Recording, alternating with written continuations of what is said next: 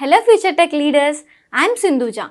Based on my own experience, I know that learning the right skills can shape our future. What if I say learning was as thrilled as the tech world itself? There we go. A cloud foundation, that's exactly what you will experience. From day one, you will be immersed in the interactive sessions and expert-led courses that covers most of the widely used technologies in the zone of data science to cloud computing, which brings more light to the life of a techie. I'm so excited to help you and unlock the true potential of a technology. Well, then why to wait? Let's see what it unfolds. Hardware data classification methodologies. Before I go to the PBT, let me take you through the Harmonization Center. Do you want to see the Harmonization Center first? Let's do something. Let's learn data classifications, patterns, and harmonized dimensions.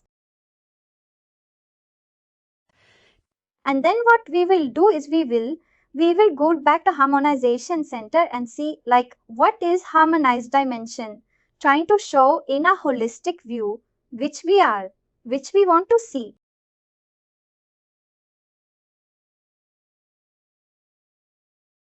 We will do it at last. That will be better.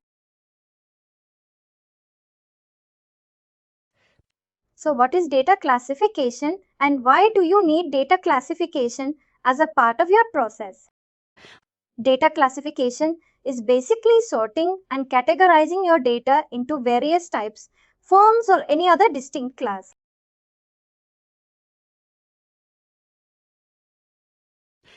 Data classification enables data classification of data according to the data set requirements for various business and personal objectives.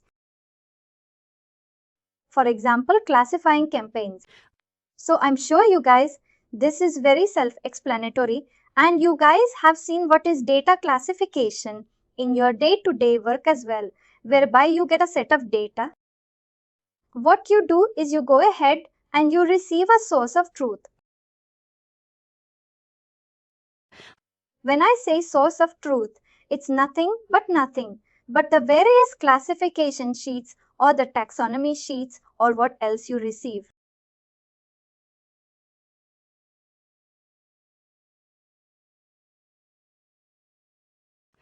You receive for various fiscal years, for various months, years.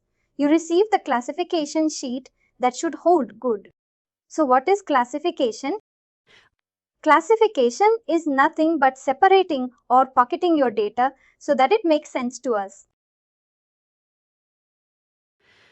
So if today, tomorrow, I have a data which is in my campaign name or media by name and I see it like you know the delimiters.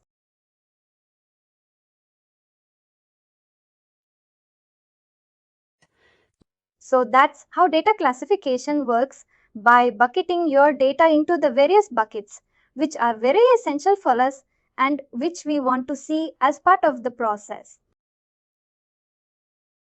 So data classification helps in separating your data and also categorizing your data. So when I say separating your data, your media by your campaign name can be there with delimiters, like underscores or pipes or whatever hyphen. And then that doesn't make sense to us. So what we do is we go ahead and look for this S or T source truth, whereby we know that you know what. The second position after delimiter is country. Third position is country code. Fourth position is device type, so on and so forth.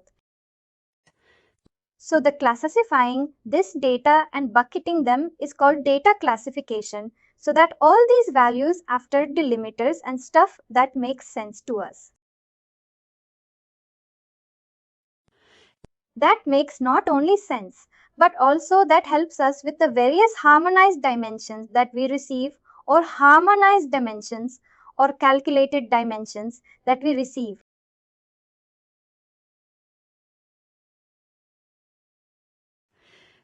So that we can go ahead and use our dimensions with respect to the measurements, and they do help us make more sense.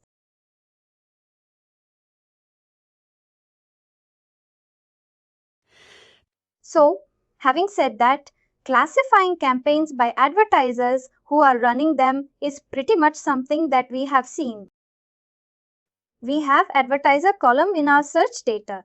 We have advertiser column in our display data as well DFA. So what do we see? We see that the campaigns have many names. Can someone tell me how a search campaign? What is the hierarchy of a campaign from account till created? Campaign and that ad group keywords come separately in ads.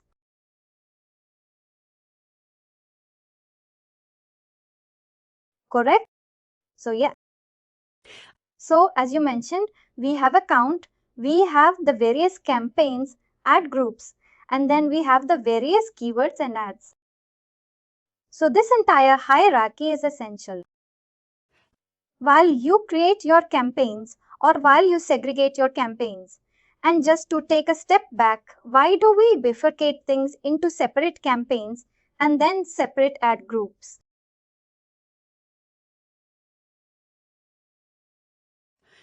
If you consider an e-commerce business, you will find that there are multiple categories that come in. So you have shoes, you have clothing, you have electronics, you have whatnot. So you have decoratives, you have gifting items. So when these everything come into Datorama, when all these things a client brings in and you being an agency, you want to categorize it.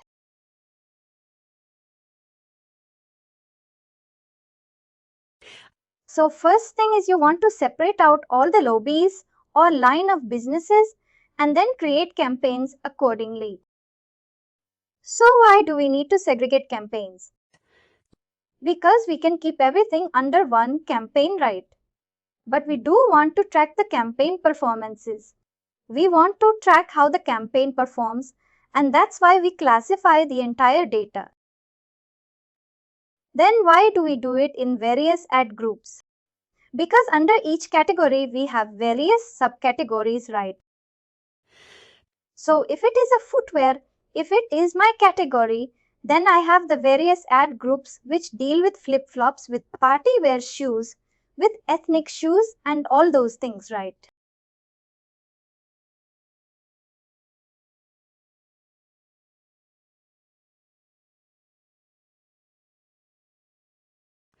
So all these are the separate ad groups. That remains beneath them and they have the separate creatives even, right? So these are the separate things that come under the separate buckets. And now coming a step forward again. So then when you have segregated campaigns and you want to roll it up to your advertiser, there comes your data classifications in place. So campaigns can be of many names, but if I want to roll it up to the advertiser level, you will see that advertiser will be like, there can be 200 campaigns, but your advertiser is the same, right? Or advertiser can be maximum of 2 or 3 advertisers that you have. So this is a campaign advertiser relationship that we are trying to classify. But you will see the various types of classification that you need to do in your life and roll it up to a separate entity or whatever. The other day we saw with parent-child, we saw that you have. No, not with parent-child. I guess it was with calculated dimensions or no calculated dimensions, I believe, whereby you have the various channels, various sources of data, Google AdWords and Yahoo, Bing, Twitter, etc. And what you did is you rolled it up to like, if it is a Yahoo, if it is a Bing, if it is a Google Ads, then roll it up as Google search, and then if it is a Twitter, Facebook, etc. roll it up to social. So we saw these, right? We saw these kind of rolling ups happening throughout, and we saw how we are categorizing our data, and data classification will also help you do that.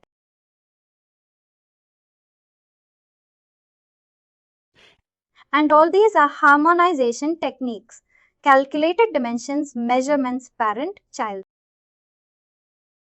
You will see that there are overlapping features in each of these harmonization tools. You might think that, hey, why do we have these many harmonizations if there are overlapping features? But then overlapping features doesn't mean that they could have omitted one feature because you won't find. You will find different scenarios in the same case where you need to use the two different types of harmonization. Maybe. So, in case even you feel that there are overlapping features between 2 or 3 harmonizations that are available with Datorama, like hold back to your seat, because you are going to face situations whereby all these individual sources, individual harmonization techniques come as a separate, as a silo, as a separate case all together, and they come to help you.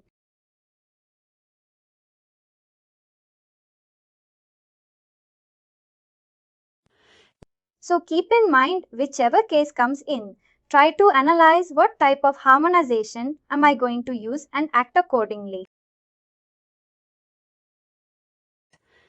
Maybe somewhere you need a parent-child, maybe somewhere you need a calculated dimension, maybe somewhere you need a pattern, somewhere you need a classification to be done, so on and so forth.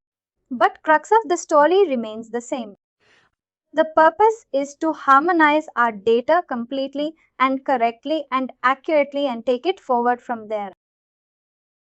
So that's how our data harmonization techniques are classified in Datorama.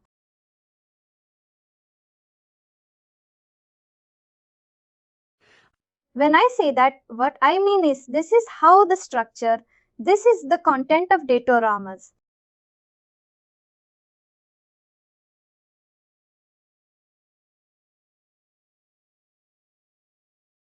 Harmonization. So if I start from the left, we will have calculated dimensions. I should have kept calculated measurements in there as well, because that is a major harmonization. And we have learned logical conditions, where we have to use logical conditions to harmonize, and then the transformation rules. Transformation rules will take it up. It's a very small topic, so let me cover the grave topics first, and then tomorrow. Once we are in tomorrow, we will do all these small topics, and we will see how it works. Coming to classification sheets. Lookup is there, of course, but parent-child data fusion, these days data fusion is a bit redundant, having patterns and classification at least. So let's not go in there and let's not. But I'll take up data fusion. Maybe that is another small topic. It's nothing but merging your data and we'll take it. But the grave ones are parent-child data classification patterns and then finally remerging. These are very important topics, along with calculated dimensions and measurements and logical conditions. So these are some of the very important topics that all these are present in the system to provide you with correct and accurate data. But you need to know how to use, where to use, why to use these in separate cases.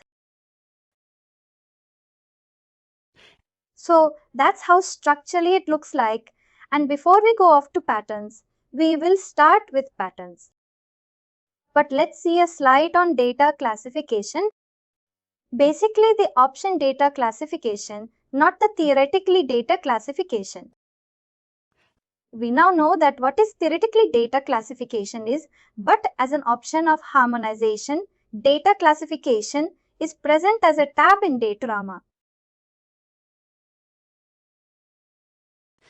What we do is data classification allows us to classify our data without using a single line of code. Correct.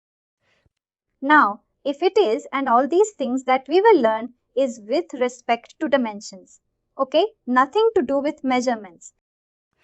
So in the earlier slide, we didn't keep calculated measurement because all the factors that you see over there are pertaining to the dimensions and not measurements. Calculated measurement. Why I said it should be there? Because it is also an important tool, but that's for measurements. Rest of all these things are for dimensions, right? So the option data classification that we have in Datorama allows us to classify our data without using a single line of code. This is the most important one. Previously we saw while rolling up our data we used if function. First we saw extract function. We saw like the count function, distinct count function, and then we saw the if functions. So when we were trying to do a roll up, in that case, what we used was if this, then do this. If this is this, then do this, and then finally an else statement to support everything. But so someone, by the way, when I'm here, let me tell that the code that we use in Datorama is Java, the format that you see. So always align to the Java syntax whenever you're writing your formulas.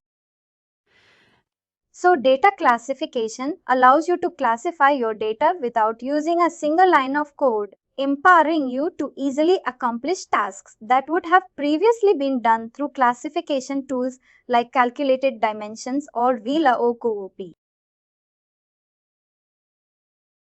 So for example, if you need to classify your data by subject area, news, boards, etc., just upload a classification file and you're set to go. A client provides with a separate classification file where each row is assigned to a classification. I guess you guys are used to it, to receive the classification sheets from clients whereby you're bucketed. So data classification basically helps us to do this without using any lines of code. And finally, do not forget to like, share and subscribe to our channel.